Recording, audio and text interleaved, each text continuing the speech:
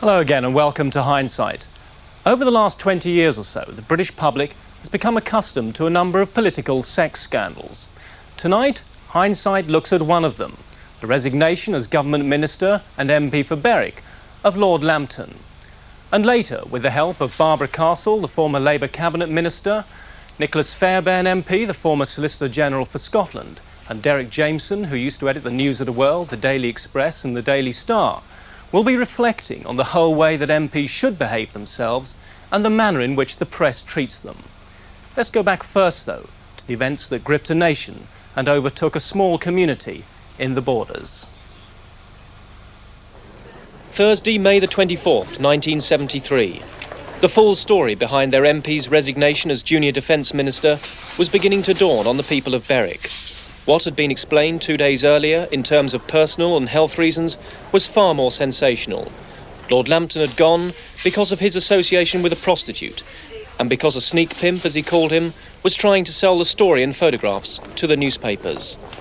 In a statement on May the 23rd, Lord Lambton described it as the sordid story, but he insisted, "There has been no high life vice ring, no security leak, no blackmail, and as far as I know, no politician of any party is remotely connected with these events.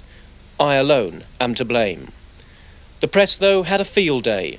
The Lambton affair involved the three major ingredients of a cracking scandal: sex, politics and drugs. Because not only had Lord Lambton had a casual acquaintance with a call girl, identified as Norma Levy, and one or two of her friends, as he put it, he had also, the same day as admitting that, been accused of drug offences, for which he was later fined £300. Lord Jellicoe, Lord Privy Seal and Leader of the House of Lords, resigned too in the same week, after admitting his association with prostitutes. But while the popular end of Fleet Street worked the scandal to the bone, the man and woman on the street in Berwick took a somewhat more restrained, if divided, view about the issue. Do you think Lord Lambton should have continued as MP? No, I don't. Why? Well, not after all this. He couldn't, could he? I think he's done the right thing to get out now. Do you think Lord Lambton should have continued as MP for Berwick? Why, certainly. Lord Palmerston did. Gladstone did.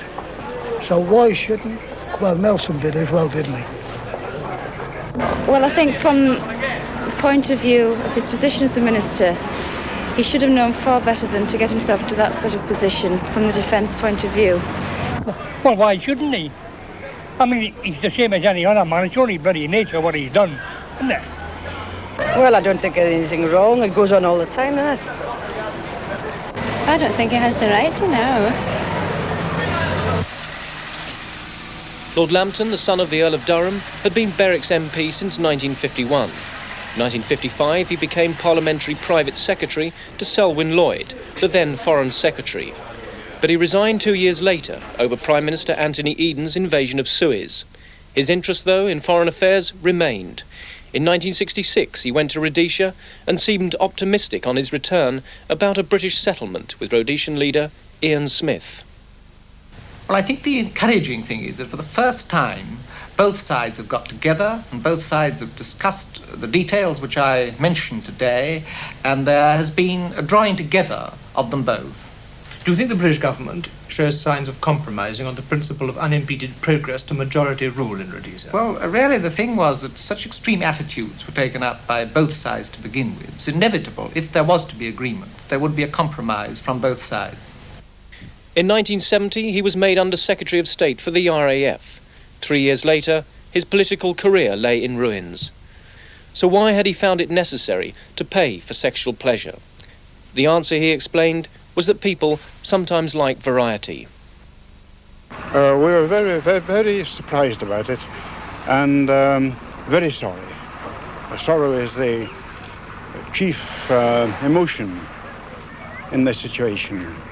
And what effect do you think this whole business in general will have upon the morale of the constituency party?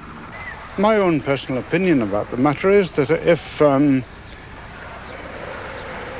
if we are suddenly faced with a national crisis, shall we say, that he would respond in the same way to that as he's responded to this personal misfortune.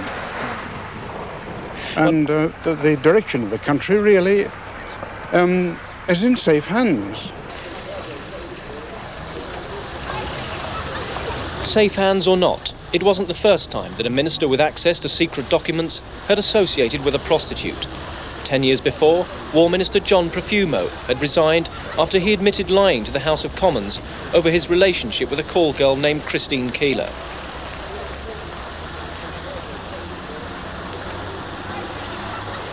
Nor was the Lambton case the last time that the Tory party was to suffer a sex scandal.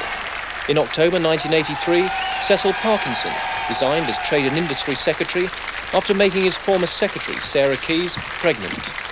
The night before he resigned, while there was still a chance that he might have remained in office, he said this. At the end of the day, I'll have to ask myself this question, and it is, am I doing a good job for the government in the office that I have? That'll be the test which I'll apply to myself.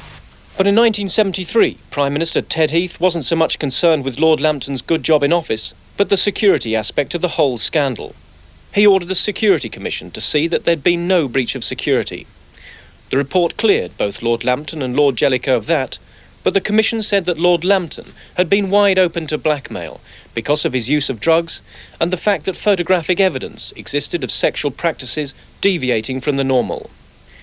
Meanwhile, the News of the World got it in the neck from the Press Council. They were severely censured for allowing compromising pictures and tapes of Lord Lambton with prostitutes to be taken from the newspaper. In Berwick on November the 8th, 1973, Lord Lambton and his wife Belinda voted at the by-election, held because of his resignation as MP. Norman Tippett had already tried to predict the result. What effect do you feel the whole matter will have on the election result? I think it will have very little. The public at large today separate personalities very much from the job. And if they're satisfied that the Tory party is making a good job out of things at the present time, then I feel they will vote for the Tory party again. But he was wrong. The Liberals won, and they've been in Berwick ever since.